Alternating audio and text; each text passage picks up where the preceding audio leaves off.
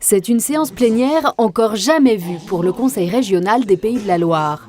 Elle a lieu dans cette salle communale du Louroux-Béconnais dans le Maine-et-Loire, à 30 km d'Angers.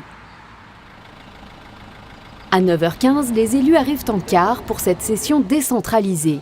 Un symbole fort, à quelques heures de voter le pacte régional pour la ruralité. C'est la première fois que le Conseil régional va se décentraliser.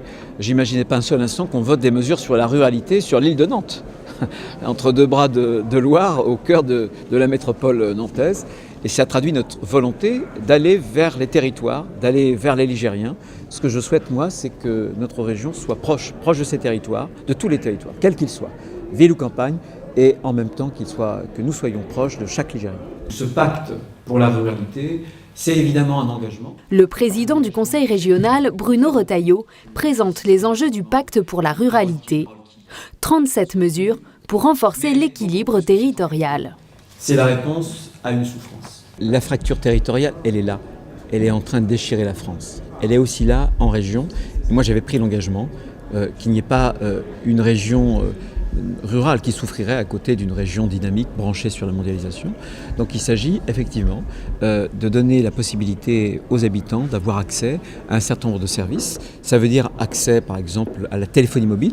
Il y a encore trop de zones blanches dans notre région, dans nos 5 départements.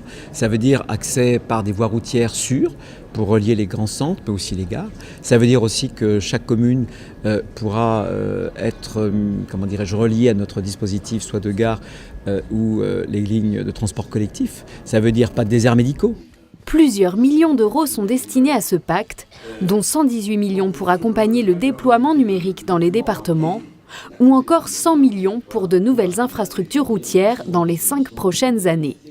Des priorités élaborées à l'issue de rencontres avec les élus locaux et d'un questionnaire adressé aux habitants ligériens. La France reste profondément parisienne et je ne veux pas que la région Pays de la Loire soit nanto-nantaise.